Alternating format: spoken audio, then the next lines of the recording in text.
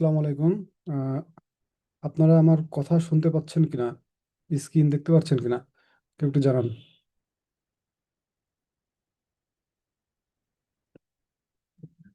জি, শুনতে পাচ্ছি এবং স্ক্রিনও দেখতে পাচ্ছি।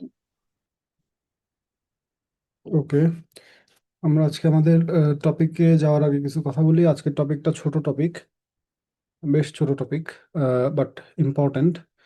ইম্পর্ট্যান্ট এই অর্থে কারণ মুক্তিযুদ্ধ পরবর্তী কিছু ব্যাপার এইখানে আমরা আলোচনা করব, যেখান থেকে প্রশ্ন আসে অনেক বেশি।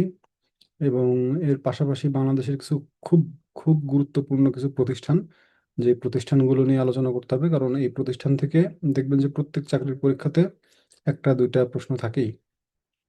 এবং বাংলাদেশের কিছু দিবস এইখান থেকেও প্রশ্ন থাকে। আমি তো বারবারই বলছিলাম যে আপনাদের নার্সিং এর ব্যাচের জন্য সাধারণ জ্ঞান যতটুকু পড়ানো দরকার ততটুকুই পড়বো। সাধারণ জ্ঞান পড়তে চাইলে আরো অনেক পড়ার আছে বিভিন্ন চাকরির পরীক্ষার জন্য, কিন্তু যতটুকু দরকার ততটুকু পড়লেই আমাদের এনাফ। এই ততটুকু দিয়েই শুরু করছি। আজকে আমরা আমাদের লেকচারে চলে যাই সরাসরি। আমি আমার ভিডিও অফ করতেছি। আহ, আপনাদের অডিও ভিডিও সব অফ রাখবেন আশা করি।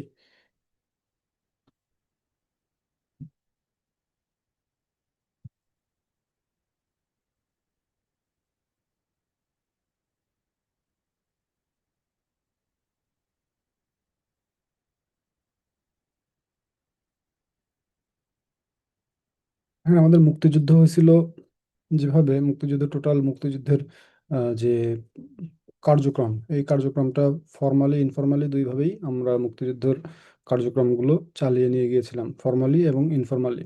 ফর্মালি বলতে আমরা কি বুঝি? ফর্মালি বলতে আমরা বুঝি যারা বিভিন্ন সামরিক বাহিনী বা ইয়েতে চাকরি করছেন, তারা যখন মুক্তিযুদ্ধটাকে এগিয়ে নিয়ে গেছেন তখন সেটা হয় ফর্মালি। আর ইনফরমালি কি, যে যারা কোথাও কোনো চাকরি করে না, সাধারণ খেটে খাওয়া মানুষ, সাধারণ ছাত্র, এমনি সাধারণ নাগরিক, তারা যখন যুদ্ধে অংশগ্রহণ করে ইনফরমালি তখন যুদ্ধ হয়।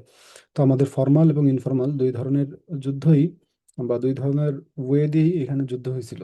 তো আমরা সেই জিনিসগুলো একটু দেখি। আহ, এরপরে আমরা ধাপে ধাপে আরো অনেক কিছুই দেখবো আর কি। আমরা তো সবাই জানি যে 11টা সেক্টরে ভাগ করা হয়, এবং 11টা সেক্টরে গতদিন আমরা পড়ছিলাম এটা। 11টা সেক্টরে ভাগ করা হয় এবং 11টা সেক্টরের পাশাপাশি ওই 11টা সেক্টরকে আবার মানে কাজের সুবিধার জন্য আবার ভাগ করা হয়। টোটাল বাংলাদেশকে কাজের সুবিধার জন্য 11টা ভাগে ভাগ করা হয়। আবার এই 11টা ভাগকে আবার কাজের সেক্টরের জন্য আবার আলাদা আলাদা ভাগ করা হয়, সেটাকে আমরা বলি সাবসেক্টর। টোটাল 64টা সাবসেক্টর ছিল আমাদের। তো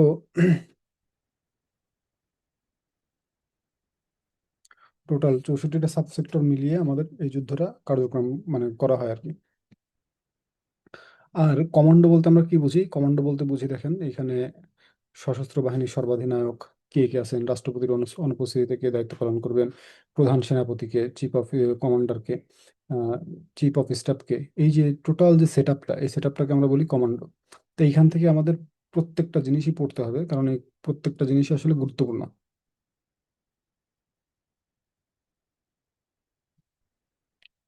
কপাল যদি ভালো থাকে এইখান থেকে একটা প্রশ্ন পেয়ে যেতে পারেন কমান্ডোর ভিতর থেকে। এবার জানেন এটা সবাই, ঠিক আছে? তো তারপরেও এই ইয়েগুলো লিখে দিলাম।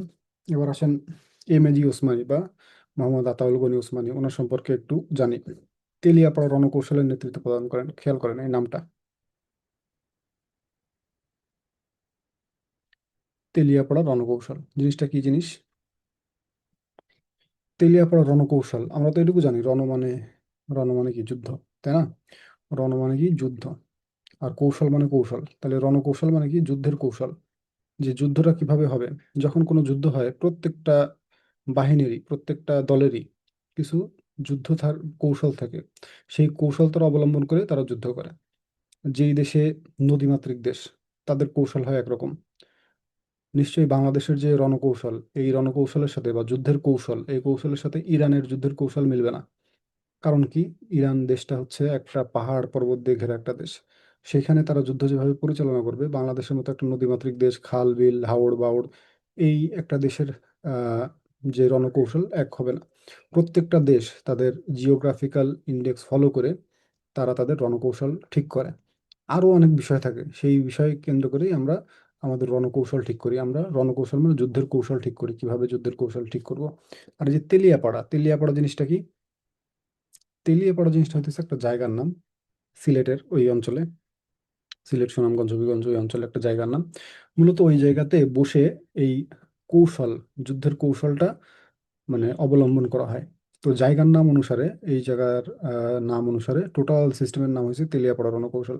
এই ঘটনাটা কবে ঘটে? এই ঘটনাটা ঘটে 4ই এপ্রিল 1971। তারিখটা গুরুত্বপূর্ণ এখানে, কারণ এখানে তারিখটা আসে অনেক সময়। সিলেটের একটা চা বাগানে বসে ওইখানে প্রায় 27 জন অফিসার টফিসার দিয়ে তারা একসাথে বসে, একসাথে বসে সবাই আলাপ আলোচনা করে যে আমরা কিভাবে যুদ্ধ করব, আমাদের কোন দিক দিয়ে আগানো উচিত, আমাদের উপরে কোন কোন জায়গা থেকে হামলা আসতে পারে, সেগুলো আমরা কিভাবে ম্যানেজ করব, সবকিছু মিলিয়ে একটা রণকৌশল করা হয়। তেলিয়াপাড়া রণকৌশলটা খুব গুরুত্বপূর্ণ, পরের স্লাইডে আরো বিস্তারিত আছে, দেখবো আর কি। আর উনি এই যে সশস্ত্র বাহিনী এবং মুক্তি বাহিনীর প্রধান সেনাপতি হন, এই যে প্রধান সেনাপতি হন, এইটা আসলে কবে হন? দেখেন, উনি যখন প্রধান সেনাপতি হননি, তার আগে থেকেই উনি মুক্তিযুদ্ধের সাথে জড়িত। 4ই এপ্রিল, আর 12 তারিখে, এপ্রিলের 12 তারিখ ওনাকে প্রধান সেনাপতি করা হয়।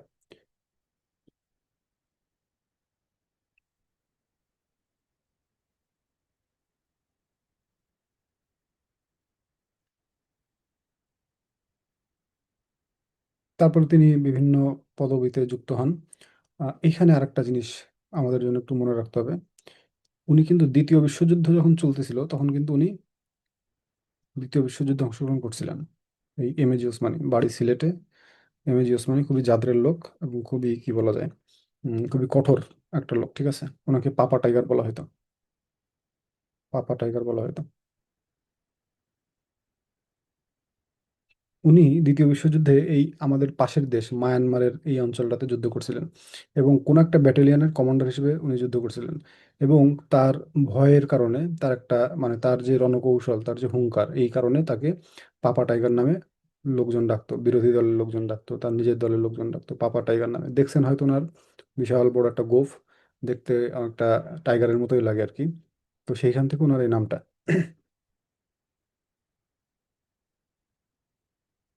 এবার আসেন তেলিয়াপাড়া রণকৌশল। তেলিয়াপাড়া রণকৌশল কি? ওই যে যেটা বললাম একটু আগে, 1971 সালে 4ই এপ্রিল তারিখটা গুরুত্বপূর্ণ, কারণ অনেক সময় পরীক্ষাতে যেটা আমরা দেখি যে তেলিয়াপাড়া রণকৌশল,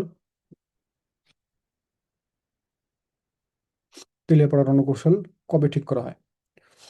দেখেন, তেলিয়াপাড়া রণকৌশল সিলেটে, বর্তমানে হবিগঞ্জ জেলার মাধবপুর উপজেলা। তেলিয়াপাড়া জায়গাটা কোথায় এটা আমাদের একটু দেখতে হবে।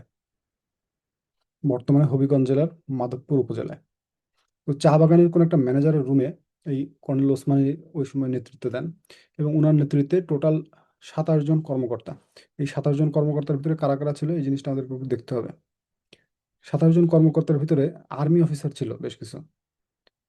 ইপিআর, ইস্ট পাকিস্তান রাইফেলস, যেটা আমরা এখন যে বিজিবি বলি বা এই এই জাতীয় আর কি, আনসারের কিছু ছিল, এবং পুলিশ বাহিনীর কিছু ছিল। এই টোটাল বাহিনীর ভিতরে এই বাহিনীগুলো এই তেলিয়াপাড়া রণকৌশলের সাথে যুক্ত ছিল, এবং তারা এই যুদ্ধের যে কৌশল, এই যুদ্ধের কৌশলের সাথে সরাসরি সম্পৃক্ত ছিল। এছাড়াও কিছু রাজনীতিবিদ ছিল, সিএসপি কর্মকর্তা। সিএসপি কর্মকর্তা মানে পাকিস্তান সিভিল সার্ভিস এরকম। ওই কর্মকর্তা মিলিয়ে পাকিস্তানি হানাদার বাহিনীর বিরুদ্ধে একটা রণকৌশল তৈরি করে। এইটাই তেলিয়াপাড়া রণকৌশল বা তেলিয়াপাড়া স্ট্র্যাটেজি। পরীক্ষার হলে আপনাদের কিন্তু কখনো কখনো এরকম গুলাই দিতে পারে, বুঝছেন? আমরা পড়ে যাই তেলিয়াপাড়া রণকৌশল, পড়ে যাব তেলিয়াপাড়া রণকৌশল, বাট পরীক্ষার হলে আপনাদেরকে দিবে তেলিয়াপাড়া স্ট্র্যাটেজি। এই যে স্ট্র্যাটেজি বানানটা, এই স্ট্র্যাটেজি বানানটা অনেক সময় দেখবেন ইংরেজিতে দেয়া না, বাংলায় দেয়া। মানে বাংলাতেই লিখবে স্ট্র্যাটেজি, ঠিক আছে? দন্ত শয় টয় র ফলা আকার, হ্যাঁ, টয়কের বর্গের জয় রশ্মি স্ট্র্যাটেজি, এরকম এরকম লিখবে। তো যারা রণকৌশল নিয়ে পড়ছেন বা তেলিয়াপাড়া রণকৌশল নিয়ে বিস্তারিত জানেন, বাট ওইখানে হঠাৎ করে বাংলা অক্ষরে তেলিয়াপাড়া স্ট্র্যাটেজি দেখলে ভাববেন যে তাহলে আমি যেটা পড়ছিলাম সেটা কি এটা কিনা, বা সেটা আবার অন্যরকম কোনো কিছু কিনা। তো এইটাই কিন্তু তেলিয়াপাড়া রণকৌশল বা তেলিয়াপাড়া স্ট্র্যাটেজি মূলত একই জিনিস। তো এটা আমাদের জন্য একটু গুরুত্বপূর্ণ, তেলিয়াপাড়া রণকৌশলটা, বিশেষ করে তারিখ, কতজন অফিসার সেখানে উপস্থিত ছিল, কারা কারা ছিল, কোন কোন বাহিনী থেকে এরা উপস্থিত ছিল, এই জিনিসগুলো আমাদের জন্য খুবই উপকারী।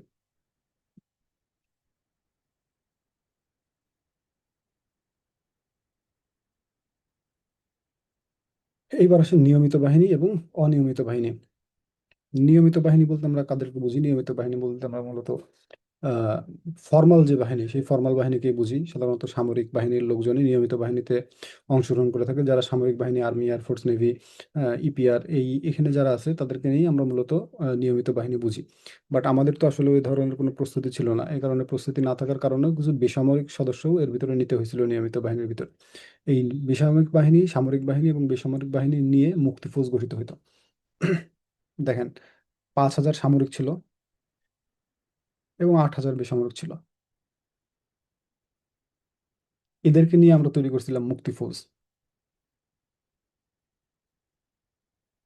এই মুক্তি ফৌজ মূলত প্রথম দিকে গঠন করা হয়, পরবর্তীতে এর নাম কিন্তু মুক্তি বাহিনী হয়ে যায়। মুক্তি বাহিনী বা বাংলাদেশ ফোর্স। মুক্তি বাহিনীর ইংরেজি নাম কিন্তু বাংলাদেশ ফোর্স, ঠিক আছে? এটা একটু খেয়াল রাখতে হবে। বাংলাদেশ ফোর্স আর মুক্তি বাহিনী দুটো আলাদা আলাদা মনে হতে পারে, বাট বাংলাদেশ ফোর্সও যা, মুক্তি বাহিনীও তাই। আর অনিয়মিত বাহিনী কি? অনিয়মিত বাহিনী হইতেছে সেই জিনিস যা আসলে ছাত্র, যুবক যারা স্বতঃস্ফূর্তভাবে যুদ্ধে অংশগ্রহণ করে, আমি যুদ্ধে যাইতে চাই, আমি যুদ্ধ করব, এরকম যারা যারা আছে, তাদেরকে নিয়ে মূলত অনিয়মিত বাহিনী তৈরি হয়। এদের ভিতরে কারা কারা ছিল? ছাত্র ছিল, যুবক ছিল, শ্রমিক, কৃষক, সকল পর্যায়ের মানুষজন ছিল, যারা যারা যুদ্ধে মানে অংশগ্রহণ করতে চায়। অনিয়মিত বাহিনী এরা বিভিন্ন সময়, এই অনিয়মিত বাহিনী কি করতো, বিভিন্ন সময় এই অনিয়মিত বাহিনী এই নিয়মিত বাহিনীর সাথে লিঙ্ক আপ করতো। লিঙ্ক আপ করে হয়তো কি দুইজনে মিলিয়ে অনেক সময় যুদ্ধ পরিচালনা করতো। অনেক সময় নিয়মিত বাহিনী দিয়ে যে কাজ হইতো না, অনিয়মিত বাহিনী দিয়ে সে কাজ হইতো। অনিয়মিত বাহিনীর ভিতরে আবার অনেক এরকম মানুষ ছিল যারা আসলে সরাসরি যুদ্ধ করে নাই, বাট ইনফরমার ছিল। ইনফরমার মানে কি? তথ্য এনে দিত। এই তথ্যর উপরে ভিত্তি করে কিন্তু অনেক সময় নিয়মিত বাহিনী এরা এরা কিন্তু অনেক সময় যুদ্ধ পরিচালনা করতো। ছাত্র, যুবক, শ্রমিক, কৃষক যারা যারা আছে সবাই। এর ভিতরে সবাই যুদ্ধ করছে এরকমও না, আবার সবাই ইনফরমার ছিল এরকমও না। মানে মিলিয়ে ঝুলিয়ে একটা জগা খিচুড়ির মতো ছিল। যার যখন যেই কাজ, যার কাছে যেটা যখন সুবিধা মনে হইতো, তখন তারা সেইভাবে তাদের কাজগুলো করতো। এবং এই অনিয়মিত বাহিনী সবসময় এই যে নিয়মিত বাহিনীর সাথে সবসময় একটা যোগাযোগ রেখে চলতো। এই যোগাযোগ রেখে চলার কারণে দুটো মিলে আমাদের এই তৈরি হয়েছিল। এবং এই বাহিনীর একটা সরকারি নামকরণ ছিল গণবাহিনী বা মুক্তি বাহিনী বা মুক্তিযোদ্ধা।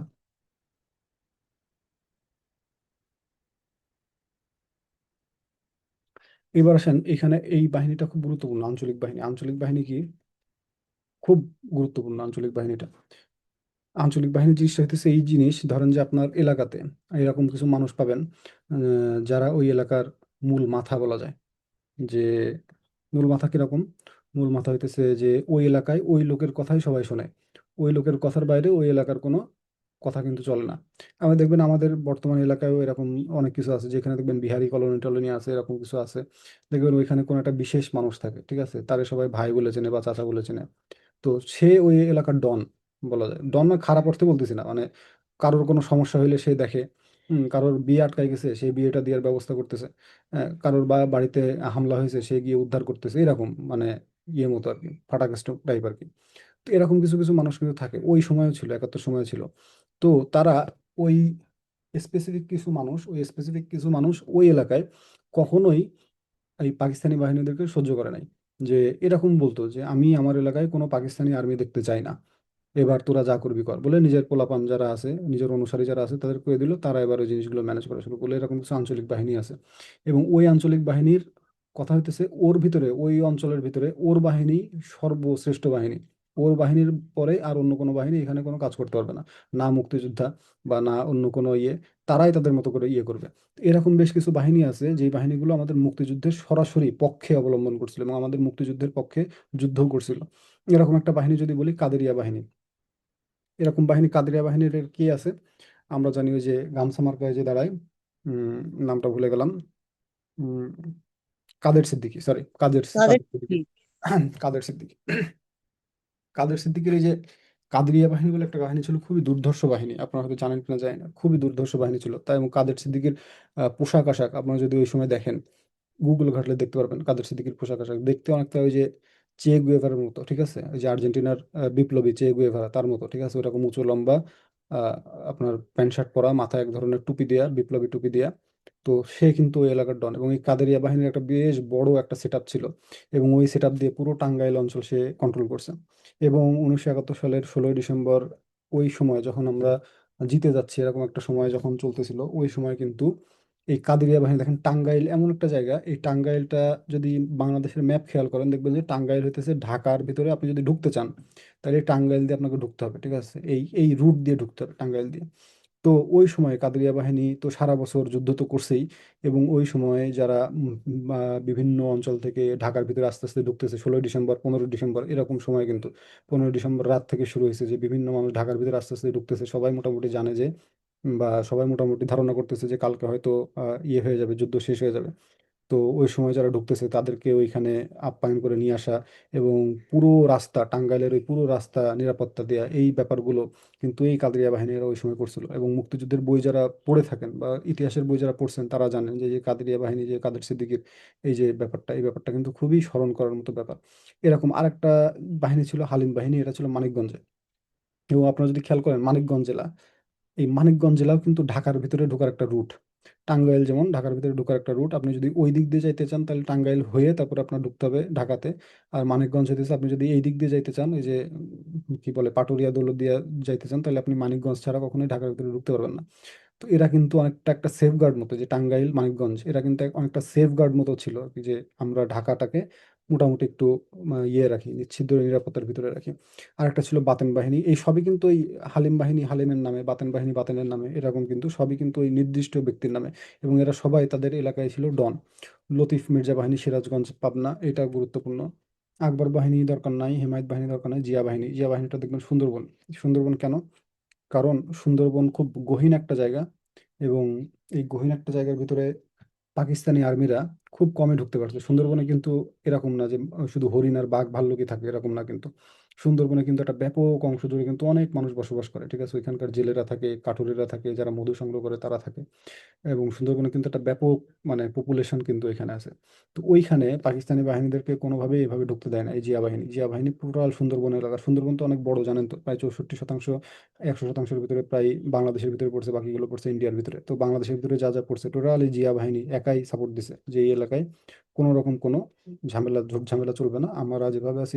এবং এদের কিন্তু সবারই নিজস্ব আর্মস ছিল, মানে বন্দুক, পিস্তল, মানে স্থানীয় যে কি বলা যায়, লোকাল যে অস্ত্র টস্ত্রগুলো ছিল, লোকাল অস্ত্রগুলো ছিল, সবগুলো দিয়েই কিন্তু এরা তাদের যুদ্ধটা ইয়ে করছে। এবং এইখান থেকে যেগুলো আমি দাগাইলাম দেখেন, 1 2 3 4 5, এই 5টা থেকেই আপনার পরীক্ষাতে কোনো না কোনো পরীক্ষাতে আসছে। আপনি যদি একটু সাবধানী হইতে চান তাহলে এই জিনিসটা একটু পড়েন, এই হেমায়েত বাহিনী যদি একটু সাবধানী হইতে চান, এটা গুরুত্বপূর্ণ।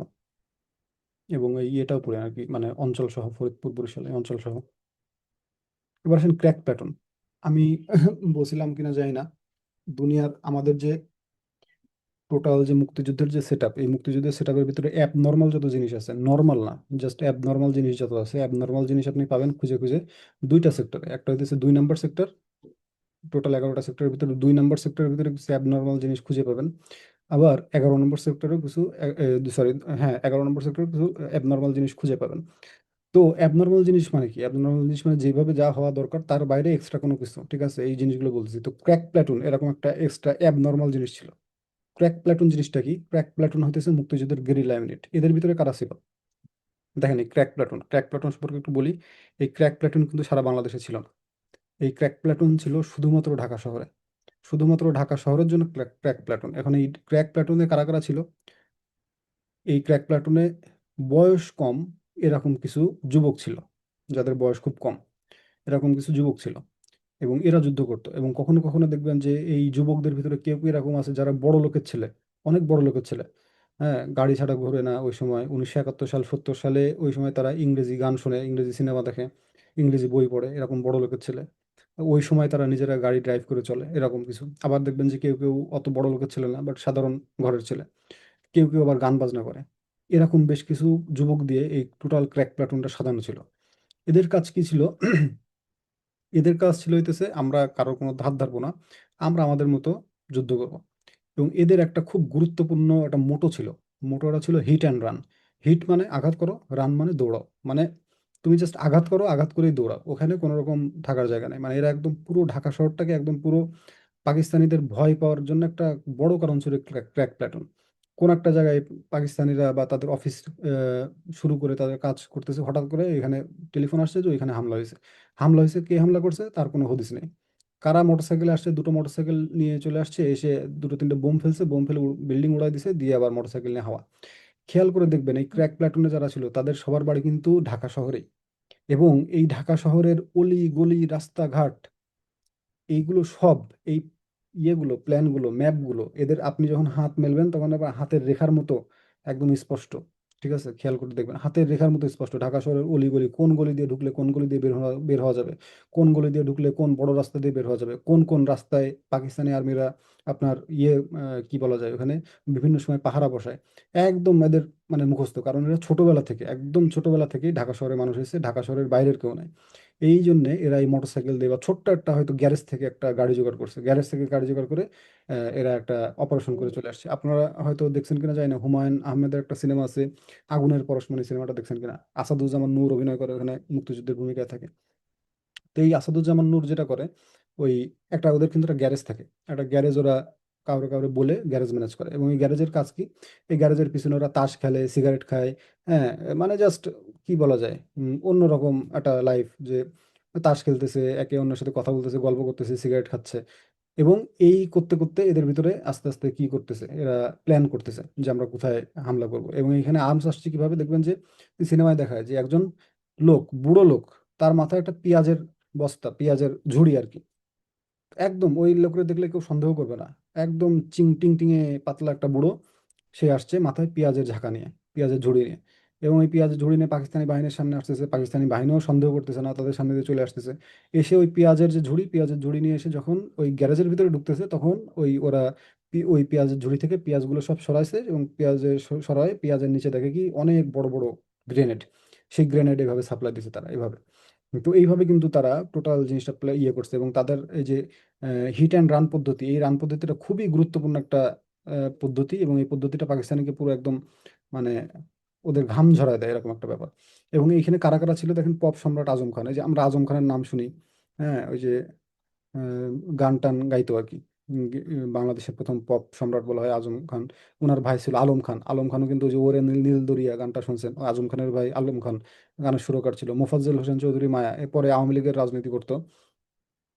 গোলাম দস্তগীর গাজী, নাসিরুদ্দিন ইউসুফ বাচ্চু, নাসিরুদ্দিন ইউসুফ বাচ্চু দেখবেন এখনো মাঝে মাঝে দেখা যায় লোকটার, ওই যে আমাদের শহীদ মিনারে কেউ যখন মারা যায়, আহ, মারা গেলে তার জন্য যে আহ, শ্রদ্ধা নিবেদনের জন্য দেখবেন যে সম্মিলিত সাংস্কৃতিক জোট বলে একটা সংগঠন আছে, তাদের কাজই হইতেছে কোনো শিল্পী যদি মারা যায়, কোনো উম, কবি যদি মারা যায়, তাদের মরদেহ এই শহীদ মিনারে আসে, এসে ওইখানে সবাই ফুল টুল দেয়। ওই ওই সময় নাসিরুদ্দিন ইউসুফকে দেখা যায়।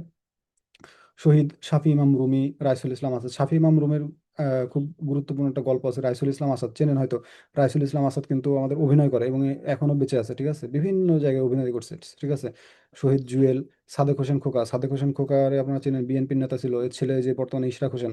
আহ, শহীদ মোহাম্মদ আবু বক্কর, সর্বকনিষ্ঠ গরিলা। এখন এই যে শাফি ইমাম রুমি, এই শাফি ইমাম রুমি কিন্তু অনেক ব্রিলিয়ান্ট একটা স্টুডেন্ট ছিল, জানেন কিনা যায় না, ব্রিলিয়ান্ট একটা স্টুডেন্ট ছিল, বুয়েটে চান্স পাইছিল এই সময়, বুয়েটে চান্স পাইছে, এবং আমেরিকাতে স্কলারশিপ হয়ে গেছে, আমেরিকাতে চলে যাবে এরকম একটা অবস্থা। হ্যাঁ, তো ওই সময় যুদ্ধ যখন শুরু হয়ে গেছে, এবং এই যে শাফি ইমাম রুমি, ওর মা ছিল জাহানারা ইমাম, আপনারা হয়তো অনেকে জানেন জাহানারা ইমাম। তো জাহানারা ইমামের ছেলে হইতেছে যে রুমি। রুমি খুব ব্রিলিয়ান্ট স্টুডেন্ট ছিল, বুয়েটে চান্স পেয়ে গেছিল, আমেরিকাতে স্কলারশিপ হয়ে গেছে, ওই সময় যুদ্ধ বাঁচছে। তো ওই সময় সে চলে যাইতেও পারতো আমেরিকাতে, বাট সে গেল না, কারণ সে যুদ্ধ করবে, এবং তার মা তো কোনোভাবেই যুদ্ধে যাইতে দিবে না। বাট রুমি যুদ্ধ করবেই, এবং সে মারে বুঝাইতো।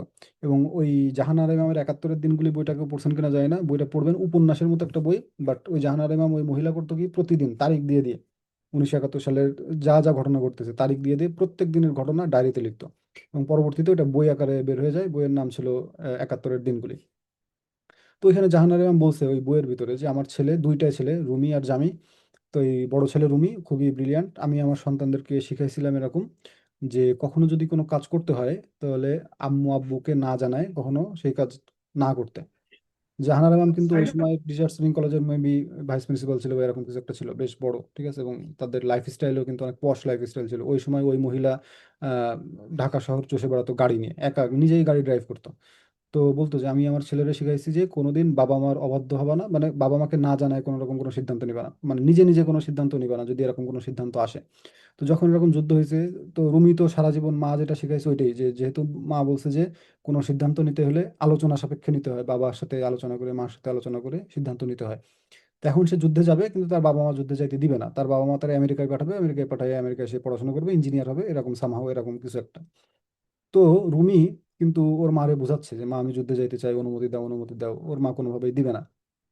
তো রুমি এটাও বলতেছে, দেখো মা আমি হয়তো আমেরিকায় চলে যাবো, আমেরিকায় চলে গিয়ে হয়তো আমি ইঞ্জিনিয়ারও হয়ে যাব, আমি একটা সফল ইঞ্জিনিয়ার হব, বাট আমার দেশে যুদ্ধ চলতেছে, মানুষ লাখে লাখে মানুষ মারা যাচ্ছে, এই সময় আমি যুদ্ধ না করে আমেরিকায় গিয়ে পড়লাম, আমি কি পরবর্তীতে নিজের বিবেকের কাছে ভালো থাকতে পারবো কিনা তুমি বলো?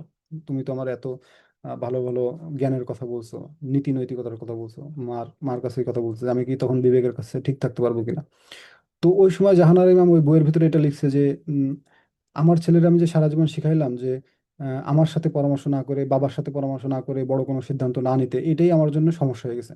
কারণ ওই সময় এমন অনেক অনেক ওই এই বয়সী বাচ্চারা কি করছে, মারে না বলে যুদ্ধে চলে গেছে, বাপরে না বলে যুদ্ধে চলে গেছে, ঘরের ভিতরে শুয়ে আছে, একটা কোল বালিশের পরে একটা চাদর রেখে বা চাদর মুড়ি দিয়ে কোল বালিশের পরে চলে গেছে, সকালবেলা উঠে মা দেখে যে ছেলে ঘুমায় আছে, তো যখন ডাকে খেতা সরায় দেখে যে খেতার তলায় ছেলে ঘুমায় নাই, কোল বালিশ বা বালিশ দিয়ে চলে গেছে, এরকম অনেক ছেলে পালায় পালায় যুদ্ধে চলে গেছে।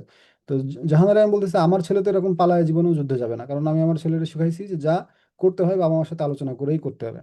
তো কাজেই আমার ছেলে আমার কাছ থেকে এই ঘ্যান ঘ্যান করে যুদ্ধের অনুমতি নিবে, আমার যুদ্ধের অনুমতি নিয়েই সে যুদ্ধে যাবে। এরকম করতে করতে ঘ্যান ঘ্যান করতে করতে মা অনুমতি দেয় না অনুমতি দেয় না, একদিন বলতে বলতে মার মুখ দিয়ে বেরো গেছে, আচ্ছা যা তোর যুদ্ধ করার অনুমতি দিলাম, দেশের জন্য তোর কুরবানি করে দিলাম বলে অনুমতি দিয়েছে মা, যে যা যুদ্ধে যা। পরবর্তীতে ওই মহিলার মনে হলো যে আমি এই কথা কেন বললাম, যে দেশের জন্য তোর কুরবানি করে দিলাম, এইটা কিন্তু ওই মহিলার মনের ভিতরে খসখস করা শুরু করলো, যে আমি এই কথাটা না বললেও পারতাম, দেশের জন্য কুরবানি করে দিলাম, আমি বলতে পারতাম যে যা দেশের জন্য তোর যুদ্ধ করার অনুমতি দিলাম, কিন্তু দেশের জন্য কুরবানি করে দিলাম এই কথাটা কেন বললাম মা হিসেবে? এবং সে তো নামাজ কালাম করে আল্লাহর কাছে কান্নাকাটি করে, আল্লাহ আমার মাফ করো, যা বলছি বলছি এরকম। এবার এই জিনিসটা খচখচ করতো, এবং শেষমেশ রুমি কিন্তু মারা যায়। এবং খেয়াল করে দেখবেন রুমি মারা যায়, রুমি যেদিন মারা যায়, রুমি মারা যাওয়ার অল্প কিছুদিন পরেই এই জাহানারা ইমামের হাজবেন্ড মারা যায়। জাহানারা ইমামের হাজবেন্ডও ব্রিলিয়ান্ট স্টুডেন্ট ছিল, সেও ইঞ্জিনিয়ার। বেঁচে ছিল শুধুমাত্র জাহানারা ইমাম আর তার ছোট ছেলে, এরকম। রাইসুল ইসলাম আসাদ একজন নামকরা ছিল, যোদ্ধা ছিল, ঠিক আছে। তারপরে আরেকজন ছিল এই যে দেখেন এখানে একটা বই আছে মা আনিসুল হকের, এখানে এই বইটা গুরুত্বপূর্ণ, এই ক্র্যাক প্যাটার্ন নিয়ে লেখা বই, ঠিক আছে, আনিসুল হকের মা। এই যে খুব গুরুত্বপূর্ণ একটা বই ছিল এই এই মা গল্পের ভিতরে আনিসুল হক একটা খুব মানে কি বলা যায় সত্য ঘটনা দেখাইছে এরকম, যে ওই সময়কার এক ছেলে, ও বেশ বড় লোকের ছেলে কিন্তু তো তার মা এবং তার বাবার ভিতরে ছাড়াছাড়ি হয়ে যায়, ডিভোর্স হয়ে যায়, এরকম কিছু, তার মা তাকে নিয়ে আলাদা থাকে। তো আজাদ ছিল তার নাম, ওই ছেলেটার নাম ছিল আজাদ। তো তার মা তাকে নিয়ে আলাদা থাকে একা, ওই মা ছোট ওই বেলা থেকে তার মানুষ করছে এভাবে, ছেলেকে আস্তে আস্তে আস্তে বড় করছে, ঠিক আছে। ছেলেও খুব মানে কি বলা যায় ফুটানি নিয়ে চলে, ঠিক আছে, ইংরেজি গান শুনে, লাইফ স্টাইল একদম আমেরিকানদের মতো, ঢাকা শহরের ভিতরে থাকে তাও। তো ওই ছেলেও যুদ্ধ গেছে এবং যুদ্ধে গিয়ে ধরাও পড়ছে। এই যে এই আনিসুল হকের মা বইটার কথা বলতেছি, যুদ্ধ গেছে এবং যুদ্ধ করছে, অনেক যুদ্ধ করছে, যুদ্ধ করে যুদ্ধের ভিতরে ধরাও পড়ছে। যুদ্ধ করে যুদ্ধের ভিতরে ধরা পড়ছে, ধরা পড়ার পর এবং খেয়াল করেন ওই যে আজাদের মা, আজাদের মাও কিন্তু খুব মানে শক্ত মহিলা, কিন্তু মানে হাওমাও করে কান্নাকাটি করা মহিলা না কিন্তু। মহিলাদের ভিতরে তো অনেক ইয়ে আছে, যে কোনো কিছু একটা হইলো হাওমাও করে বুক চাপড়ে কান্না শুরু করলো, আবার কেউ কেউ আছে অনেক শক্ত মহিলা। তো এই মহিলা যেহেতু হাজবেন্ড বাদেই ছোটবেলা থেকেই ও তার যে বাচ্চা মানুষ করছে হাজবেন্ড ছাড়া ঢাকা শহরের ভিতরে, তো কাজেই মহিলা কিন্তু অনেক শক্ত মহিলা। তো যখন ধরা পড়ছে ক্যান্টনমেন্টে নিয়ে গেছে, যখন ক্যান্টনমেন্টে নিয়ে যাওয়ার পর ওর মা গেছে ওর সাথে দেখা করতে। তো গিয়ে দেখে যে ছেলের উপরে অত্যাচার করছে, ছেলেকে মারছে। তো মা গিয়ে ছেলের সাথে দেখা করছে, তো তখন ওই ছেলে ওর মারে বলতেছে মা এরা খুব অত্যাচার করে মারে। উম, তো মা তখন বলতেছে যে বাবা যতই মারুক, যতই অত্যাচার করুক, তোমার কাছে যা জানতে চাই সেগুলো বলো না। ও অন্য মা হইলে হয়তো অন্যরকম বলতো যে না, যা জানতে চাই তাড়াতাড়ি বলে দিস, তাহলে কিন্তু আর মারবে না, এরকম বলতে পারতো। কিন্তু ওই মা বলছে কি যে বাবা যতই মারুক, যতই ইয়ে করুক, অত্যাচার করুক, তোর কাছে যা জানতে চাই এগুলো বলবি না। এই মা বলছে ছেলের দ্বারাই জেলখানার ভিতরে, ক্যান্টনমেন্টের জেলখানার ভিতরে। এবং এই ওই দিন কথাবার্তা হচ্ছে, এবং কথাবার্তা হইতে মা তো স্বাভাবিকভাবে জিজ্ঞেস করে যে খাওয়া দাওয়া কি দিতেছে কি দেয়। তো ও কথায় কথায় ওই ছেলে বলে ফেলছে মা ভাত খাইতে ইচ্ছে করে, ভাত ভাত নিয়ে আসে, এরপরে যেদিন আসবে দেখা করতে একটু সাথে করে একটু ভাত নিয়ে আসো, ভাত খাইতে দেয় না, ভাত খাবো। তো ভালো কথা, মা চলে গেছে দেখা টাকা করে, পরের দিন আবার ছেলের সাথে দেখা করতে যাবে। তো ছেলে যেহেতু ভাত খাইতে চাইছে, ছেলের জন্য টিফিন বাটিতে করে ভাত টাত রেডি করে নিয়ে আসছে, ভাত নিয়ে আসছে, তরকারি নিয়ে আসছে, নিয়ে এসে ছেলের সাথে দেখা করতে গেছে। এবং ছেলের সাথে দেখা করতে যাওয়ার পর ওই ক্যান্টনমেন্টের ওই জেলখানায় গিয়ে ছেলের আর খুঁজে পায় না। তো ছেলে এখানে ছিল, কালকে এসেও বা কয়েকদিন আগে এসেও ছেলের সাথে এখানে দেখা করছে, ছেলে কই? এই আর্মি অফিসারের সাথে কথা বলে, সেই আর্মি অফিসারের সাথে কথা বলে, কেউ সংবাদ দিতে পারে না, কয় যে অমুক জেলে গিয়ে একটু খোঁজ নেন, কেউ কয় অমুক অফিসারের সাথে গিয়ে একটু কথা বলেন, দেখেন হয়তো ওখানেই আছে। এই করে করে একবার এই জায়গায় একবার ওই জায়গায়, ছেলের আর সে খুঁজে পায় না। টিফিন ক্যারিয়ার হাতে, যে ভাতের যে টিফিন ক্যারিয়ার হাতে করে নিয়ে এই মহিলা কিন্তু ঘোরাঘুরি শুরু করে। এবং খুঁজে পায় না তো খুঁজে পায় না, এবং যুদ্ধ শেষ হয়ে গেল আর খুঁজে পেল না ছেলেরা। কই যে গেল ছেলে, আর খুঁজে পেল না। এখন ওই যে ছেলে বলছিল যে ভাত খাইতে মন চাই, এরা ভাত টাত দেয় না, একটু ভাত নিয়ে আসো। টিফিন ক্যারিয়ারে করে ওই মহিলা ভাত নিয়ে দৌড়াদৌড়ি করে, এবং ছেলেরা আর খুঁজে পেল না, দেশ স্বাধীন হয়ে গেল। ওই ওই দিনের পর থেকে ওই মা আরো অনেকদিন বেঁচে ছিল, প্রায় 14 বছর মতো বেঁচে ছিল, 71 সালের পরে মেবি। তো 14 বছর ধরে ওই মা কিন্তু আর জীবনে কোনোদিন ভাত খায় নাই। যে ছেলে ভাত খাইতে চেয়েছে, ছেলের ভাত খাইতে পারে নাই, ওই মার জীবনে ভাত খায় নাই। পরবর্তীতে 14 বছর যে বেঁচে ছিল ওই মা, কোনোদিন আর ভাত খায় নাই। আর আরেকটা বিষয় ছিল যে ওই মা দেখছিল যে ছেলেরে শুইতে হয় মাটিতে, মেঝেতে, যখন অ্যারেস্ট করে নিয়ে যায়। অ্যারেস্ট করে নিয়ে যায় তখন ওখানে ওরে ঘুমাইতে হইতো মাটিতে। এবং শীত হোক গরম হোক, যে আবহাওয়ায় হোক না কেন, ওই মা ওই বাকি যে 14 বছর বেঁচে ছিল, এক, সারা জীবন আর ভাত খায় নাই, আর দুই, কখনো আর বিছানায় ঘুমায় নাই ওই মা। সারা জীবন এই মেঝেতে ঘুমাইছে, শীত হোক গরম হোক, ওই মেঝেতেই ঘুমাইছে। এই বইটা নিয়েই টোটাল, এই মা বইটা আনিসুল হকের খুব গুরুত্বপূর্ণ একটা বই। অনেক ছোট ছোট ঘটনা আছে, এবং যে ঘটনাগুলো বেশ ঘটনা আর কি, মানে সত্যি ঘটনা, সেই সত্যি ঘটনাগুলো নিয়েই। এবং এই বইটা লেখার সময় উনি এটা স্বীকারও করছে যে আনিসুল হক যে লেখক, ওই লেখকটা স্বীকারও করছে এই যে এই গল্পটা ওনারা বলছিল যে নাসিরুদ্দিন ইউসুফ বাচ্চু এই গল্পটা বলছিল। এই গল্পটা এই নাসিরুদ্দিন ইউসুফ বাচ্চুর মুখ থেকে শোনার পর ওনার মনে হলো যে তাহলে এটা নিয়ে একটা বই লেখা দরকার। তারপরে তিনি এবার ইয়েগুলো শুরু করে, আস্তে আস্তে আস্তে আস্তে ইনফরমেশন গুলো কালেক্ট করা শুরু করে। তো এই বইটা খেয়াল করে দেখবেন, এই বইটা কিন্তু ক্র্যাক প্ল্যাটন নিয়ে লেখা দুটো বই, একটা হচ্ছে 71 দিনগুলি জাহানারা ইমামের, আর একটা হচ্ছে আনিসুল হকের মা। বিশাল একটা গণহত্যা, চুকনগর গণহত্যা। চুকনগর গণহত্যা মূলত খুলনাতে একটা গণহত্যা ঘটে ওই সময় 20 তারিখে, মে মাসের 20 তারিখে।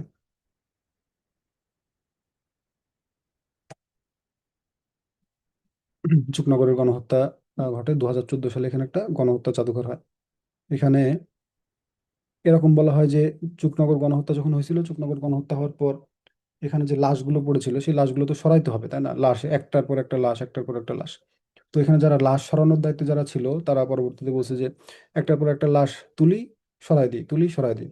তো যখন কাজ শুরু করি তখন গুণা শুরু করছিলাম যে একটা লাশ গেল, দুইটা লাশ গেল, তিনটা লাশ গেল, এরকম গুণা শুরু করছিলাম। কিছুক্ষণ পরে আর গুনে শেষ করতে পারি না, তখন গুণা বাদ দিয়ে দিয়েছিলাম। এরকম একটা ইয়ে ছিল, প্রায় 10,000 মানুষ এক এট এ টাইম 10,000 মানুষ হত্যা করছিল চুকনগর গণহত্যায়। এবং এটা কিন্তু খুব গুরুত্বপূর্ণ গণহত্যা। যদি আহ ভাইবার সময় এই প্রশ্নগুলো আসতে পারে, যদি কপাল খুব খারাপ হয় তাহলে এই ধরনের কিছু প্রশ্ন আপনাদেরকে ভাইবার সময় করতে পারে। শুধুমাত্র আপনি পরীক্ষায় আপনি টেকনিক্যাল সাবজেক্ট দিয়ে পাশ করে, পরীক্ষায় সাধারণ জ্ঞান বাংলা ইংরেজি দিয়ে পাশ করে হয়তো পরীক্ষায় টিকলেন, পিএসসিতে যখন ভাইবা দিতে গেলেন, পিএসসিতে ভাইবা দিতে গেলে দেখবেন কিন্তু এই জিনিসগুলো আপনাকে জিজ্ঞেস করতেছে, চুকনগর গণহত্যা, মুক্তিযুদ্ধ, বিশ্ব জনমত, এই জিনিসগুলো কিন্তু জিজ্ঞেস করবেই। আর লিখিত পরীক্ষা, এমসিকিউ পরীক্ষা সেখানে তো আছেই। দেখেন আমাদের মুক্তিযুদ্ধের পক্ষে কারা ছিল, বিপক্ষে কারা ছিল, দেশের কথা যদি বলি, আমাদের মুক্তিযুদ্ধের পক্ষে ছিল ভারত। তারা চাইতো যে বাংলাদেশ স্বাধীন হয়ে যাক। আর একটা আছে সোভিয়েত ইউনিয়ন। সোভিয়েত ইউনিয়ন মানে কারা? রাশিয়া, বর্তমানে যে রাশিয়া যে দেশটা, ওইটা ছিল ওই সময় সোভিয়েত ইউনিয়ন নাম ছিল। রাশিয়ার ওই সময়কার নাম ছিল সোভিয়েত ইউনিয়ন। আর একটা দেশ ছিল ভারত। এই দুইটা দেশ সবসময় চাইতো যে বাংলাদেশ স্বাধীন হয়ে যাক। এবং মুক্তিযুদ্ধের বিপক্ষে ছিল কারা? মানে পাকিস্তানের পক্ষে ছিল কারা? মার্কিন যুক্তরাষ্ট্র, মানে আমেরিকা, এবং চীন। চীনের কথা এখন বলতে পারবো না, বাট মার্কিন যুক্তরাষ্ট্র বা আমেরিকা, যেটা সারা জীবনই দেখছি বুদ্ধি হওয়ার পর থেকে, এবং ইতিহাস টিতিহাস যা পড়ছি, আমেরিকা এবং পাকিস্তান এরা সবসময় বন্ধু, এবং এদের সাথে কখনো ঝামেলা বাঁধে না। এই ডোনাল্ড ট্রাম্প ক্ষমতা আসার পর ভারতের সাথে আমেরিকার সম্পর্ক বেশ ভালো হয়েছিল। নরেন্দ্র মোদীর সাথে ডোনাল্ড ট্রাম্পের সম্পর্ক ভালো হলো, এবং যেহেতু মাথা মোটা লোক, তো বন্ধুত্বটা ধরে রাখতে পারে নাই। পরে আবার মোদীর সাথে বেশ ঝগড়াঝাটি করে আবার বন্ধুত্বটা নষ্ট করে ফেলছে আর কি। তো যাই হোক, এইখানে আপনারা গুরুত্বপূর্ণ এই জিনিসগুলো একটু দেখবেন যে মুক্তিযুদ্ধের পক্ষে ছিল কারা, বিপক্ষে ছিল কারা।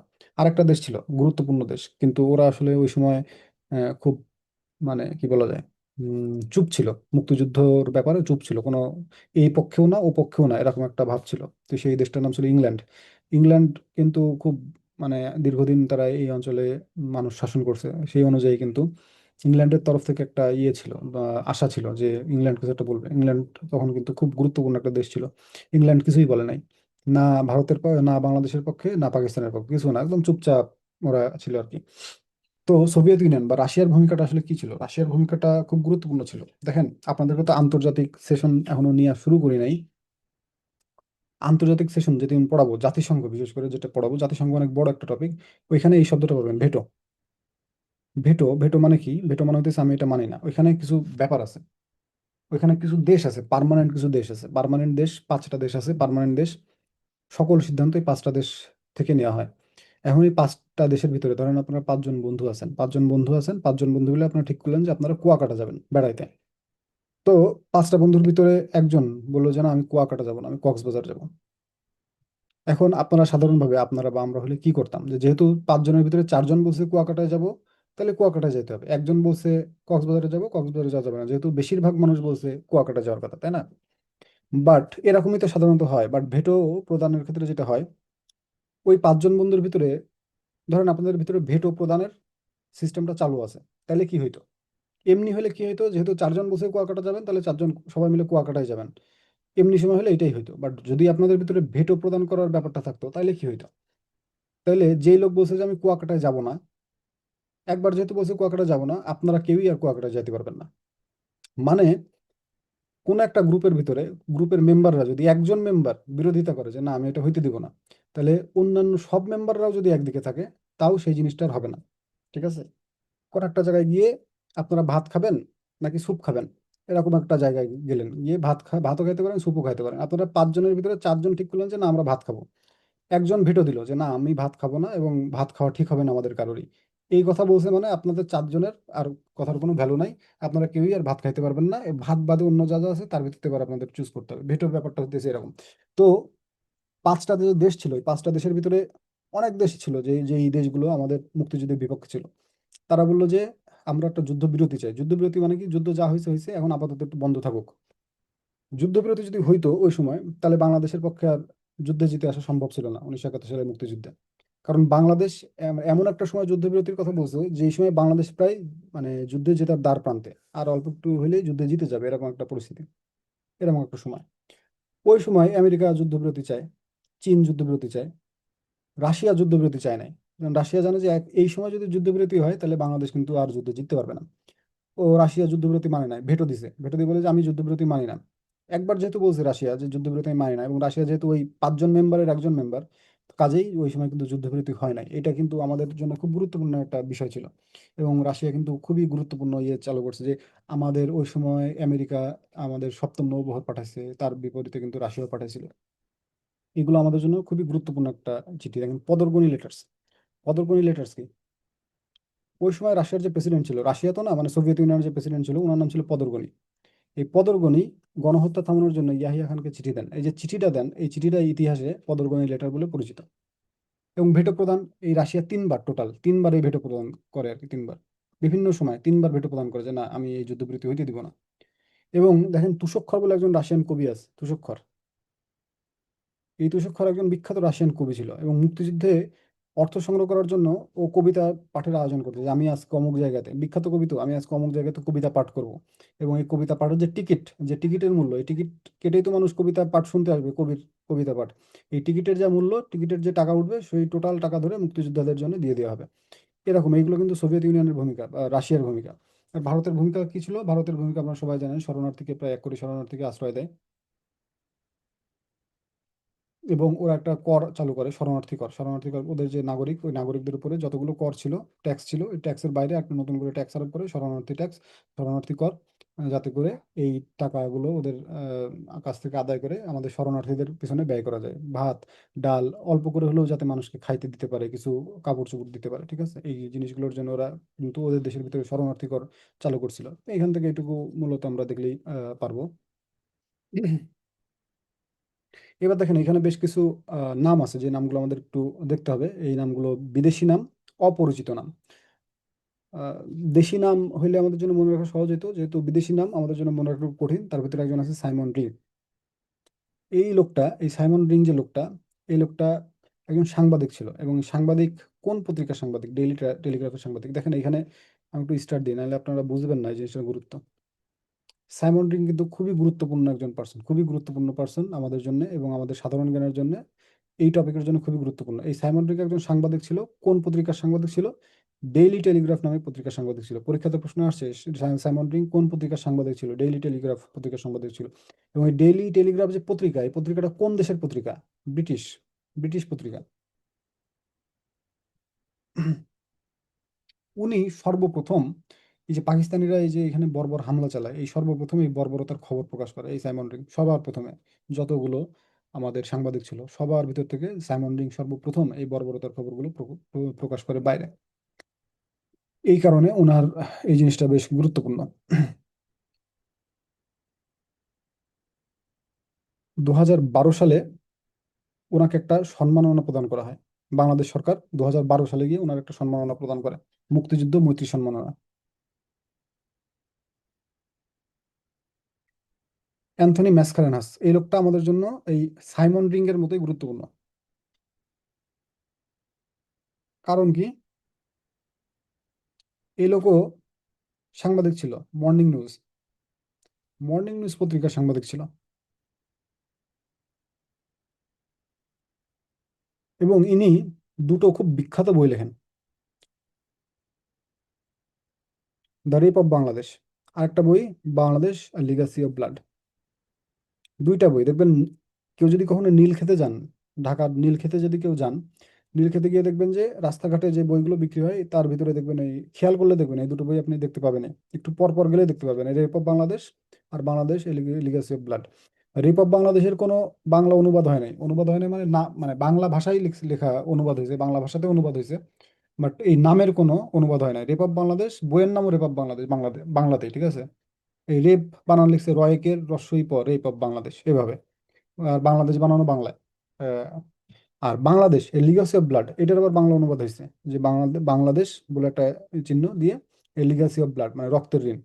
এবং এই দুটো বই খুব বিখ্যাত, এবং যারা দেখবেন যে বিসিএস এর প্রস্তুতি নেয়, বিভিন্ন বড় বড় চাকরির পরীক্ষার প্রস্তুতি নেয়, তাদের পড়ার টেবিলে মোটামুটি রেপ অফ বাংলাদেশ বা বাংলাদেশের লিগাসি অফ ব্লাড দুটো বই, কখনো কখনো একটা বই থাকেই, ঠিক আছে। এবং এখান থেকে প্রচুর পরিমাণে প্রশ্ন আসে আহ ভাইবা বোর্ডে। এই কারণে দেখবেন যারা বিসিএস এর পরীক্ষা নেয় বা আহ, কি বলা যায়, জজের পরীক্ষা নেয়, বিচারকের পরীক্ষা যারা দেয়, এই তাদের কিন্তু এই বই দুটো সবসময় থাকে। এবং এই বই দুটোর কারণে এই যে অ্যান্থনি মাসকারেনাস কিন্তু বেশ বিখ্যাত।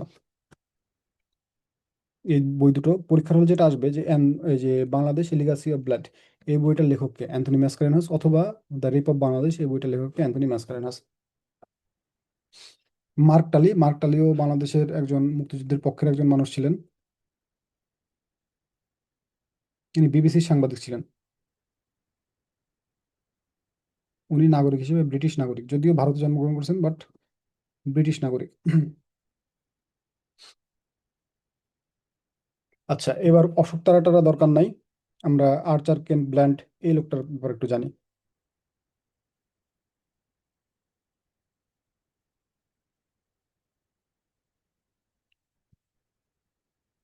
এই আর্চার কেন ব্ল্যান্ড বিভিন্ন সময় ওই তার বার্তা পাঠান। তার বার্তা মানে কি? টেলিগ্রাম। ওই সময় বলা হতো টেলিগ্রাম করো, ঠিক আছে। টেলিগ্রাম ইমার্জেন্সি হলে টেলিগ্রাম করতো, টেলিফোনের বদলে টেলিগ্রাম করতো। তো ওই টেলিগ্রাম গুলো, যতগুলো টেলিগ্রাম উনি পাঠাইছিলেন এইখান থেকে সব টেলিগ্রাম সব একসাথে করে এই গ্যারেজে ব্যাস, এই লোকটা ওনার যে আর্চার কেন ব্ল্যান্ডের যতগুলো টেলিগ্রাম আছে সব টেলিগ্রাম একসাথে নিয়ে গ্যারেজে ব্যাস ব্যাড টেলিগ্রাম লিখছিল, একটা বই, ঠিক আছে, ব্যাড টেলিগ্রাম। এই ব্যাড টেলিগ্রাম কার লেখা? গ্যারেজে ব্যাস। কি নিয়ে লেখা? এই টেলিগ্রাম গুলো নিয়ে লেখা, যতগুলো টেলিগ্রাম পাঠাইছে। কার টেলিগ্রাম? এই যে আর্চার কেন্ট ব্লাড এই লোকের টেলিগ্রাম।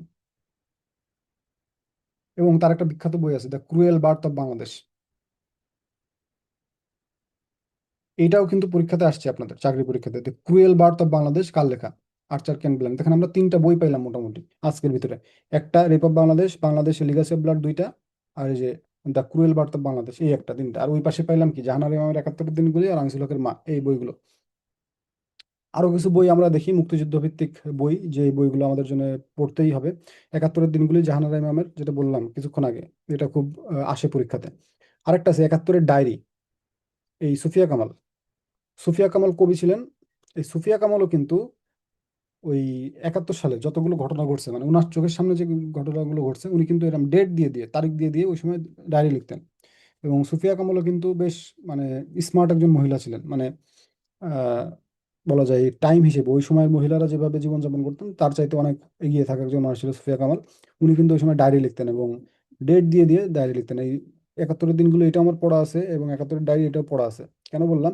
কারণ একাত্তরের দিনগুলো পড়ছি, একাত্তরের ডায়েরিও পড়ছি, দুইটাই পড়ছি, এবং দুইটা পড়ে আমার কাছে মনে হয়েছে যে একাত্তরের দিনগুলো এই এই বইটা, প্রথম বইটার ভিতরে ইনফরমেশন অনেক বেশি, এবং কি বলা যায়, মানে বিচার বিশ্লেষণ অনেক বেশি। আর সুফিয়া কামালের একাত্তরের ডায়েরি যেটা, এখানে উনি জাস্ট ডেট দিয়ে দিয়ে জাস্ট ওই ইভেন্টগুলো লিখছে, মানে খুব বেশি এলাবোরেশনে যায় নাই সুফিয়া কামাল, অল্প অল্প করে লিখছে আর কি।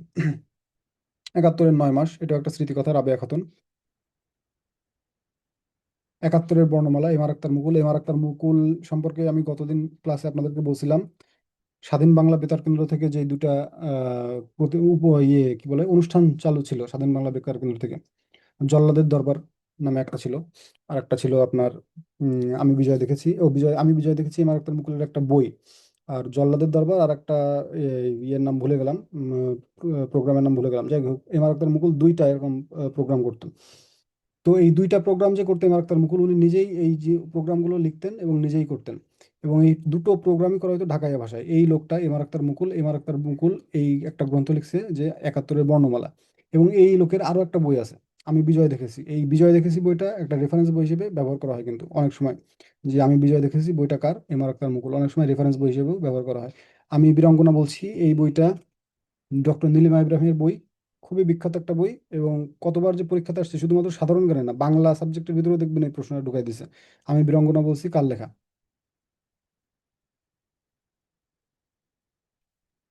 আবু সাইদ চৌধুরী। এই আবু সাইদ চৌধুরী ছিলেন একজন বিচারপতি, বিচারক।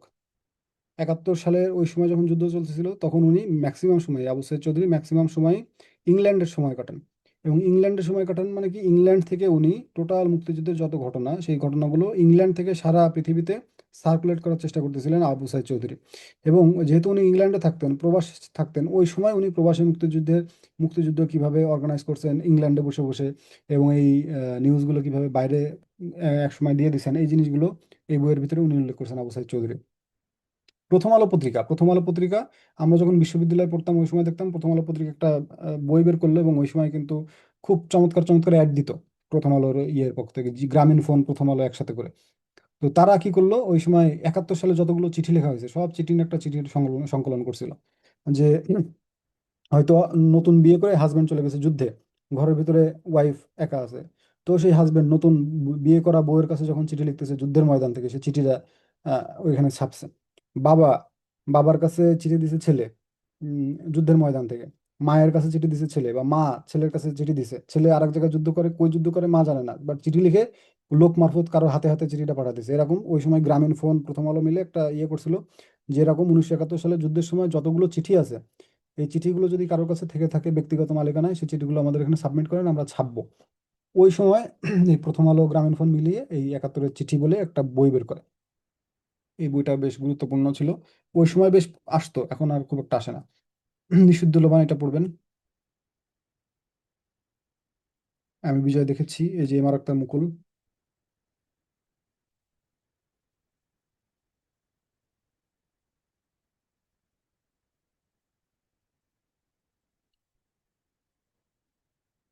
এবার আসেন সিনেমা, মুক্তিযুদ্ধ ভিত্তিক সিনেমা। আমরা তো, আমি হয়তো এর আগেও আপনাদেরকে বলছি যে গতানুগতিক নাটক সিনেমা না দেখে এই জিনিসগুলো দেখেন, যেগুলো আপনার কাজে আসবে। এগুলো দেখার পর যখন চাকরি বাকরি পেয়ে যাবেন, চাকরি বাকরি পেয়ে যাওয়ার পরে তখন আপনার যত খুশি আপনি নাটক দেখেন, সিনেমা দেখেন ইউটিউবে, কোনো সমস্যা নেই। এবার যতক্ষণ পর্যন্ত চাকরি না পাচ্ছেন, ততক্ষণ পর্যন্ত চেষ্টা করবেন এই যে মুক্তিযুদ্ধ ভিত্তিক সিনেমা, মুক্তিযুদ্ধ ভিত্তিক বই, এই জিনিসগুলো দেখতে। বিশেষ করে ম্যাক্সিমাম বইয়েরই এখন সিনেমা হয়ে গেছে, যদি পারেন তো এইগুলো দেখবেন, আশা করি ভালো লাগবে। শুধু মুক্তিযুদ্ধ ভিত্তিক সিনেমাই না, আরো অনেক মানে বিখ্যাত বিখ্যাত সিনেমা আছে। আপনাদের ওই ক্লাসটা করছি কিনা, করাইছি কিনা জানি না। বাংলাদেশ থেকে যেসব সিনেমাগুলো বিদেশে বিভিন্ন সময় সুখ্যাতি পেয়েছে, বিভিন্ন সময় পুরস্কার পাইছে, এই সিনেমাগুলো যেগুলো বাংলাদেশের চলচ্চিত্রকার যারা তারা বানাইছে, ওই সিনেমাগুলো দেখবেন। আশা করি ভালো লাগবে। ওরা 11 জন, আমাদের যে 11টা সেক্টর ছিল, 11টা সেক্টর এবং ছাত্রদের 11 দফা ছিল, এই 11 দফার ভিত্তিতে এই সিনেমাটা করা হয়, ওরা 11 জন। পরিচালক ছিল চাষী নজরুল ইসলাম। অরুণোদয়ের অগ্নিসাক্ষী, এই সিনেমাটা দেখবেন। যদি না দেখেন তাহলে অন্তত পরীক্ষায়, চাকরির পরীক্ষায় যাতে পারতে পারেন এই কারণে দেখবেন, বহুবার আসছে। ধীরে বহে মেঘনা, বিসিএস পরীক্ষা এবং বিভিন্ন নন ক্যাডার পরীক্ষাতে বহুবার আসছে ধীরে বহে মেঘনাকার, আলমগীর কবির। ধীরে বহে মেঘনা 38-এ একবার আসছে, 43-এ একবার আসছে ধীরে বহে মেঘনাকার আলমগীর কবিরের। আবার তোরা মানুষ হ, এটা এখন খুব গুরুত্বপূর্ণ এটা। আবার তোরা মানুষ হ সিনেমাটা খুব গুরুত্বপূর্ণ। এই কারণে গুরুত্বপূর্ণ, কারণ 1971 সালে দেশ স্বাধীন হওয়ার পর, 72 সালের পর থেকে দেশের অবস্থা আস্তে আস্তে খারাপ হওয়া শুরু করে। হুম, শেখ মুজিবুর রহমান ওই সময় ক্ষমতায় ছিলেন। দেশ স্বাধীন হওয়ার পর মানুষ যেভাবে আশা করছিল যে দেশটা এইভাবে গড়ে উঠবে, আসলে ওই সময় তেমন ভাবে আসলে দেশটা গড়ে ওঠে নাই। মানুষের ভিতরে অনেক হতাশা তৈরি হয়েছিল। পোলাপান যারা মুক্তিযুদ্ধ করছিল তারা অনেক ডিসপারেট হয়ে গেছিল যে এর জন্য কি যুদ্ধ করছিলাম, হাবি জাবি 700। কেউ কেউ এরকম কয় যে আমরা যুদ্ধ করে দেশ স্বাধীন করছি, আমাদেরকে পরীক্ষায় পাশ করা দিতে হবে, বা আমরা আমরা যুদ্ধ করে দেশ স্বাধীন করছি, আমরা নকল করে পরীক্ষা দিতেই পারি, এরকম একটা অবস্থা। আর অভাব অনটন তো লেগেই ছিল ওই সময়, 71, 72, 73 সালে ওই সময়। আহ, তো যুদ্ধ করার পর মানুষের যেটা ধারণা ছিল যুদ্ধ শেষ হয়েছে 16 ডিসেম্বর, তার পরের দিন থেকেই সব ঠিকঠাক হয়ে যাবে, মানুষ পরের দিন থেকেই সুখে শান্তিতে বসবাস করা শুরু করবে। তো তা তো আর হয় না। তো মানুষের যে এক্সপেকটেশন ছিল তার সাথে তো বাস্তবতা মেলে নাই ওই সময়, এই কারণে। আর ওই সময় যারা ক্ষমতায় ছিল, শেখ মুজিবুর রহমান, ওনারও কিছু কারণে বেশ ঝামেলা তৈরি হয়েছিল। এই কারণে এই খান আতাউর রহমান উনি ওই সময় এই সিনেমাটা তৈরি করছিলেন যে যারা যুদ্ধ করছে ওরা যে এবার মানে যুদ্ধ করছে বলে দেশ কিনে নিছে, এখন যা খুশি তাই করবে এরকম হবে না। এই নিয়ে একটা সিনেমা তৈরি করছিল। তো এই এই সিনেমাটা দীর্ঘদিন ধরে মানে কি বলা যায় আন্ডাররেটেড। রাজনৈতিক বিভিন্ন কারণে এই সিনেমাটা মানুষের সামনে ঠিক একটা আসে নাই। এখন এই সিনেমাটার নাম একটু দেখবেন, আবার তোরা মানুষ হ। এখন আসলেও আসতে পারে এই সিনেমাটা খান আতাউর রহমানের। দেখবেন কিছু কিছু সাধারণ জ্ঞান, সাধারণ জ্ঞানের কিছু ইয়ে বুঝতে হয়, ধাঁচ বুঝতে হয়, কোন কোন প্রশ্ন কোন সরকারের আমলে আসতে পারে, কোন কোন প্রশ্ন কোন সরকারের আমলে আসতে না পারে। এই জিনিসগুলো আমাদের একটু বুঝতে হবে। শ্যামল ছায়া, গেরিলা, গেরিলা আসার সম্ভাবনা এখন খুব কম। 71-এর যিশু পড়বেন, নাসিরুদ্দিন ইউসুফের এই সিনেমাটা পারলে দেখবেন। 71-এর যিশু মানে ওইখানে বেশ কিছু লোকজন একটা চার্চের ভিতরে, খ্রিস্টানদের এক চার্চের ভিতরে বা গির্জার ভিতরে গিয়ে আশ্রয় নেয় পাকিস্তানিদের হাতে রক্ষা পাওয়ার জন্য। ঠিক আছে, যে পাকিস্তানের তাড়া করে সেই তাড়া থেকে রক্ষা পাওয়ার জন্য কোন একটা গির্জার ভিতরে গিয়ে আশ্রয় নেয়, বাংলাদেশের কোন একটা গির্জার ভিতরে গিয়ে। তো পাকিস্তানিরা সেই গির্জার ভিতরে গিয়ে মানে তাদেরকে আক্রমণ করে, এবং আক্রমণ করে তাদের শাস্তি দেয় কিভাবে, যে গির্জাতে যীশু খ্রিস্টরে যেভাবে শাস্তি দেয় ওদেরকেও ঠিক সেভাবে শাস্তি দেয়। ওদেরকেও জ্যান্ত হাত পা বেঁধে ওই ক্রুশবিদ্ধ করে, হাতে জ্যান্ত মানুষের হাতে পেরেক পুঁতে, পায়ে পেরেক পুঁতে পুঁতে এইভাবে তাদের টাঙায় রাখে। মানে যীশু খ্রিস্টরে যেভাবে শাস্তি দেওয়া হয় খ্রিস্টানদের, যীশু খ্রিস্টরে ওই যারা যেদিন ওই গির্জার ভিতরে যারা আশ্রয় নিয়েছিল, পালাইছিল যারা, তাদেরকে ধরে এনে পাকিস্তানি আর্মিরা ঠিক যীশু খ্রিস্টের মতো ওইভাবেই ক্রুশবিদ্ধ করে ওইভাবে শাস্তি নেয়। এই নিয়ে এই সিনেমাটা 71-এর যিশু, নাসিরুদ্দিন ইউসুফের। আগুনের পরশমণি, যার গল্পটাকে করছিলাম হুমায়ুন আহমেদের। নদীর নাম মধুমতি। এই নদীর নাম মধুমতি এটা তানভীর মুকাম্মলের একটা বিখ্যাত সিনেমা। দেখবেন অনেক সময় দেশভাগ থেকে নিয়ে শুরু করছে নদীর নাম মধুমতি এই সিনেমাটা নিয়ে। হাঙ্গর নদী গ্রেনেড, যদি কোনো সিনেমার কথা নাও পড়েন অন্তত এটা পড়েন, হাঙ্গর নদী গ্রেনেড, চাষী নজরুল ইসলামের। এবার আসেন ভাস্কর্য। ভাস্কর্য নিয়ে বেশ কিছু দাগাবো না, ভাস্কর্য যা আছে তাই থাকবে। ঠিক আছে, সবগুলো পড়বেন। যেগুলো মন্তব্য আছে সেগুলো তো পড়বেনই, যেগুলো মন্তব্য নেই সেগুলো তার মন্তব্য পড়ার দরকার নাই। বাট অবস্থান, স্থপতিকে মানে ডিজাইনারকে, এবং কোন কোন এই ভাস্কর্যের নাম কি কি এগুলো অবশ্যই পড়বেন। আন্তর্জাতিক এবং জাতীয় দিবস, আমাদের জাতীয় দিবসের কোনো শেষ নেই, প্রতিদিনই কোনো না কোনো দিবস থাকে। সব দিবস তো আর ছুটি থাকে না, প্রতিদিনই কোনো না কোনো দিবস থাকে। আমি এখান থেকে মানে সিলেক্টিভলি বেশ কিছু দিবস আপনাদেরকে এখানে তুলে দিচ্ছি যে এই জিনিসগুলো আপনাদের নার্সিং এর ক্ষেত্রে গুরুত্বপূর্ণ। হ্যাঁ, যেমন দেখেন কি বলা যায়, বিশ্ব তামাক মুক্ত দিবস, এটা নার্সিং এর জন্য গুরুত্বপূর্ণ। তারপরে জাতীয় নিরাপদ খাদ্য দিবস নার্সিং এর জন্য গুরুত্বপূর্ণ। তারপরে যক্ষ্মা দিবস গুরুত্বপূর্ণ, স্বাস্থ্য দিবস গুরুত্বপূর্ণ, freedom, red cross, red crescent nursing এর জন্য গুরুত্বপূর্ণ। তো যেগুলো গুরুত্বপূর্ণ ম্যাক্সিমাম জিনিসই আপনাদের এখান থেকে দেওয়া হয়েছে, পড়ে নেবেন আশা করি। আর বাংলাদেশের বেশ কিছু প্রতিষ্ঠান আছে, যে প্রতিষ্ঠানগুলো নিয়ে এখানে বিস্তারিত দিয়ে আছে। দেখেন প্রত্যেকটা প্রতিষ্ঠান নিয়ে অল্প অল্প কিছু জিনিস দিয়ে আছে, বাংলাদেশ এশিয়াটিক সোসাইটি, বিশ্ব সাহিত্য কেন্দ্র, অবস্থান কোথায়, স্লোগান কোথায়। এখানে আসলে বাদ দেওয়ার কোনো কিছু নাই, এখানে যা আছে সবগুলো মোটামুটি পড়বেন কেমন। এখানে শিক্ষা বিষয়ক বেশ কিছু প্রতিষ্ঠানের নাম দেওয়া আছে, বিশেষ করে এই প্রতিষ্ঠানের পূর্ণরূপগুলো অবশ্যই দেখবেন, পূর্ণরূপগুলো অবশ্যই পড়বেন। শেষে এস আছে নাকি এস নাই, এই জিনিসগুলো অবশ্যই পড়বেন। এই যে এখানে দেখেন এডুকেশন আছে, পরীক্ষার হলে অপশনের ভিতরে দেখবেন এডুকেশনের পরে একটা এস দিয়ে আছে, এডুকেশনস, এরকম। এই দিয়ে আপনাদের কিন্তু মানে ইয়ে করে দিবে আর কি, মানে কনফিউজ করে দিবে, এবং আপনারা ভুলভাল উত্তর দিয়ে আসবেন। বিটিভি, বিটিভি থেকে, বিটিভি গুরুত্বপূর্ণ মানে কি, প্রথম নাটকটা আপনাদের জন্য গুরুত্বপূর্ণ। প্রথম নাটক কি, কাঠঠোকরা। এছাড়া প্রথম মহাপরিচালক জামিল চৌধুরী। নাটক, প্রথম নাটক ছিল একতলা দুইতলা, মনির চৌধুরীর। টেলিফোন, টেলিফোন থেকে আসলে তেমন কিছু পড়ার দরকার নাই। টেলিফোন যে ইয়ে আর কি, আমি এখান থেকে অল্প একটু দাগা দিচ্ছি। দেশে বর্তমান মোবাইল অপারেটর 4টা। 5G চালু হয় 12 ডিসেম্বর 2021। প্রথম 5G চালু হওয়া সিমের নাম টেলিটক। আপনাদের জন্য এটুকু পড়লেই হবে। আর অন্য চাকরি পরীক্ষার জন্য অন্য ইয়ে ছিল, বিমান বাংলাদেশ এয়ারলাইন্স যাত্রা করে 4ই জানুয়ারি 1972। বিমান বাংলাদেশ এয়ারলাইন্সের যে লোগো, সেই লোগোর নাম বলাকা, এবং বলাকার ডিজাইনার কে? কামরুল হাসান। এই কামরুল হাসানকে আপনারা অনেকে হয়তো চিনেন। আমরা পড়াইছি বিভিন্ন, গত 2-3 ক্লাসে কামরুল হাসান আমরা পাইছি বিভিন্ন জায়গায়। আরো অনেক কিছুর ডিজাইন ডিজাইন করছে আর কি।